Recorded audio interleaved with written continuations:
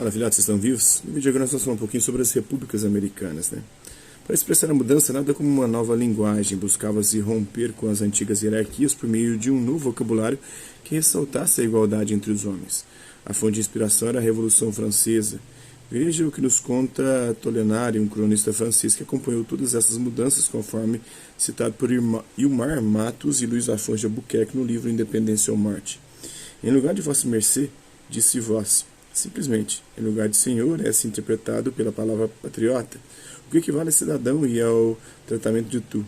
As cruzes de Cristo e outras condecorações reais abandonam as botoeiras, fez-se desaparecer as armas e os retratos do rei.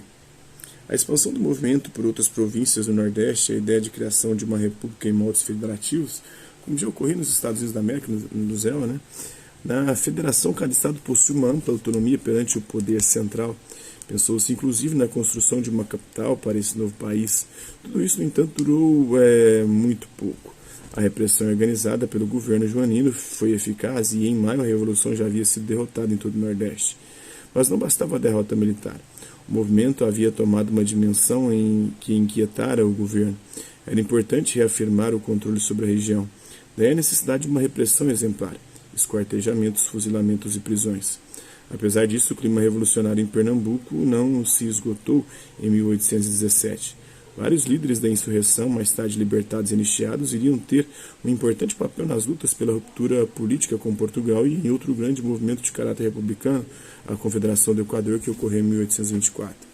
Esse fato pode ser explicado, entre outras coisas, pelo avanço de uma consciência anti-lusitânia na província, difundida especialmente por uma instituição que formava parte da elite pernambucana, o Seminário de Olinda, também chamado de Ninho de Ideias Liberais.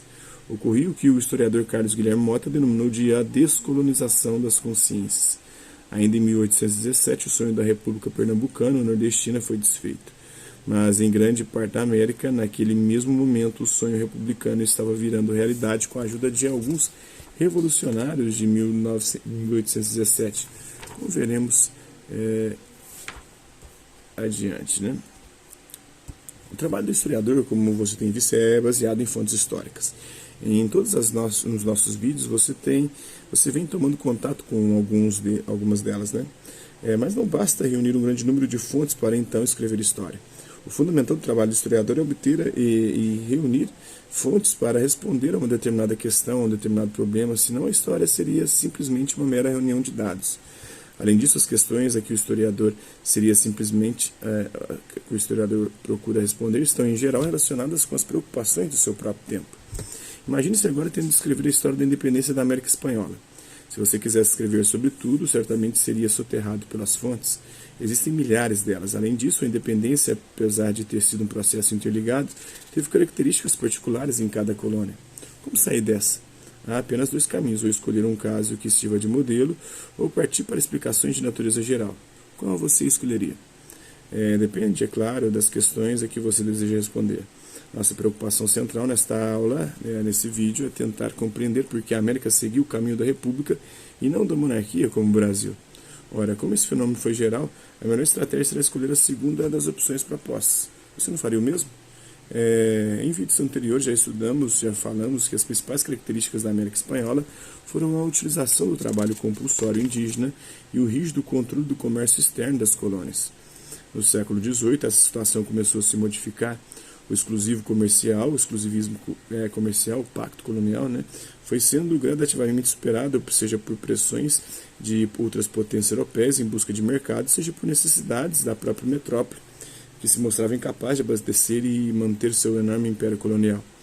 Isso significou a extinção do sistema de portos únicos e um maior intercâmbio comercial entre as próprias colônias. A situação política, no entanto, manteve-se inalterada. Os principais cargos administrativos continuavam nas mãos dos espanhóis.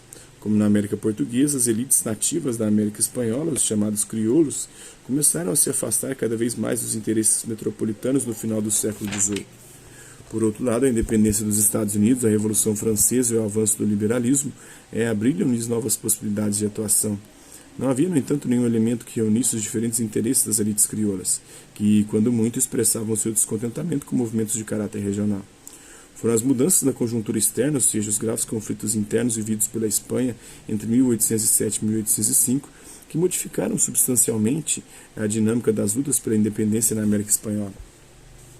A intervenção direta de Napoleão Bonaparte na política espanhola, que culminou na escolha de seu irmão José Bonaparte para o trono da Espanha em 1810, desencadeou uma violenta reação de setores da sociedade espanhola vinculados à dinastia dos Bourbon, derrubada pelo imperador francês. As repercussões no mundo colonial foram imediatas. Ainda em 1810, em diversas colônias foram organizadas juntas governativas com o intuito de assegurar a liberdade comercial e a autonomia administrativa. A situação, no entanto, estava longe de ser resolvida. Um dos motivos era a atitude ambígua de parte significativa das lideranças crioulas, que oscilavam entre a defesa da dinastia espanhola, deposta por Napoleão Bonaparte, e a ampliação da luta para confirmar a separação do Império Espanhol. Esse duplo jogo político permaneceu em grande parte da América Espanhola, pelo menos até os anos de 1814 e 1815, e contribuiu para que a coroa espanhola, novamente sob o domínio da dinastia Bourbon, após a queda de Napoleão, retomasse o controle de grande parte de seus domínios americanos por volta de 1815 e 1816. As derrotas militares alertaram as lideranças crioulas para a importância de definir com maior clareza os rumos da luta pela independência. Entre aqueles que se preocupavam em produzir uma estratégia que pudesse unir diferentes setores sociais e políticos, estava o líder crioulo Simão Bolívar. Em seus escritos, ele defendia o princípio da autodeterminação da América. Dizia ele, no ano de 1815, que esta metade do globo pertence a quem Deus fez nascer em seu solo. Para Bolívar, conforme seu livro Escritos Políticos, havia uma unidade americana que ultrapassava classes, cor ou raça.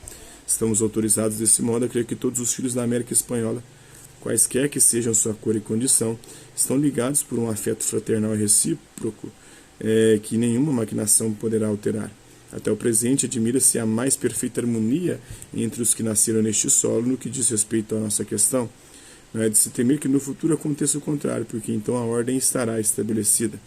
Equilibrada como está a população americana, seja pelo número, pelas circunstâncias, seja, enfim, pelo irresistível império do espírito, por que motivo não se poderão estabelecer novos governos nessa metade do mundo? Simão Bolívar, né? Em suas palavras, Bolívar fazia questão de não mencionar os históricos conflitos sociais e raciais existentes na América Espanhola. O momento agora era de unidade política, portanto era preciso envolver toda a América, do indígena ao crioulo, na luta pela libertação. Bolívar era também um árduo defensor da República, acreditava que o melhor caminho da América Espanhola era a formação de pequenas repúblicas. O que distinguia as pequenas repúblicas era a conservação de suas fronteiras e sua permanência, ao contrário dos grandes impérios propensos à expansão territorial, à decadência e à tirania. Muito diferente, afirmava Bolívar no livro citado, era a política de um rei, cuja inclinação constante se dirige para o aumento das suas possessões, riquezas e poderes. Com razão, porque sua autoridade cresce com essas aquisições, tanto em relação aos seus vizinhos como a seus próprios vassalos, que nele temem um poder tão formidável quanto seu império. Por tudo isso, penso que os americanos, desejosos de paz, ciências, artes, comércio e agricultura, prefeririam as repúblicas aos reinos. A crítica de Bolívar tinha endereço certo às monarquias europeias, especialmente a espanhola, mas também pode ser interpretada como um recado a algumas lideranças crioulas que insistiam na defesa do regime monárquico na América. Segundo ele, a monarquia não traria, como se dizia, a tranquilidade política e sim a guerra entre as nascentes nações americanas. A formação de pequenas repúblicas poderia acomodar melhor os diferentes interesses das elites crioulas.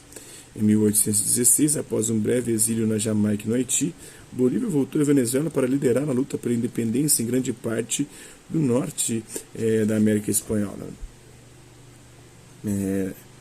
Em seus exércitos havia soldados ingleses, irlandeses e até brasileiros que tinham participado da insurreição pernambucana de 1817. Um desses brasileiros, José Inácio de Abreu e Lima, tornou-se importante liderança militar no exército do líder crioulo. Enquanto Bolívar obtinha vitórias no norte, do Peru para cima, San Martín e outra importante liderança crioula libertava do domínio espanhol a Argentina e o Chile, ou seja, do Peru para baixo. O maior problema para os exércitos rebeldes era a conquista do vice-reino do Peru, fortaleza do domínio espanhol na América. Tal feito só foi alcançado em 1825 sob a liderança de Simão Bolívar. Então, do Peru para cima foi Bolívar, do Peru para baixo San Martín. Àquela altura, San Martín já havia se afastado da luta por discordar das ideias republicanas de Bolívar. Estava extinto assim, na América do Sul, o Império Espanhol. O projeto de Bolívar de formação de pequenas repúblicas havia sido implantado em praticamente todo o continente. mas uma parte importante desse projeto não teve condições de se concretizar. Bolívar sonhava também com uma América unida, com uma confederação americana. Nesse ponto, o general vitorioso em tantas batalhas sofreu uma importante derrota. Provavelmente não percebeu que, para as lideranças crioulas, o que interessava agora era arrumar a casa, isso é, formar em cada nova república o Estado Nacional. Será que conseguiram? Deixemos para depois essa questão. Tratemos de voltar para as terras brasileiras, ou melhor, para a América que estava começando a deixar de ser portuguesa. Mas isso num próximo vídeo. Espero que vocês tenham gostado do vídeo. Hasta la vista, e até a próxima.